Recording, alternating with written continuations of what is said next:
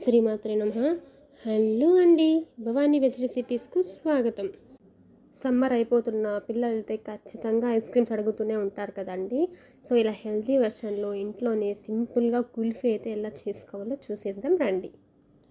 1/2 litre పాలు ఇలా మరిగించుకోవాలండి.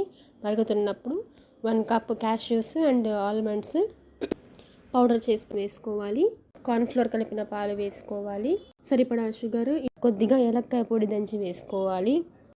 కొంచెంసేపు అయ్యాక ఇలా చిక్కగా అవుతుందండి. ఇలా చిక్కగా అయ్యాక స్టవ్ ఆపేసి చల్లార పెట్టుకోవాలి. ఇలా బాగా దగ్గర పడిపోతుందండి కలుపుతూ ఉంటే. వీటన్నింటినీ కూడా కుల్ఫీ మౌల్డ్స్ లేకపోతే ఇలా పేపర్ కప్స్లో కూడా వేసుకొని కవర్ అండ్ రబ్బర్ బ్యాండ్స్తో క్లోజ్ చేసేసుకోవాలండి. వీటిని డీప్ ఫ్రిడ్జ్లో పెట్టేయాలి. ఒక 3-4 అవర్స్ తర్వాత తీసి ఇలా కట్ చేసి ఐస్ క్రీమ్ స్టిక్స్ అయితే పెట్టేసుకోవాలండి.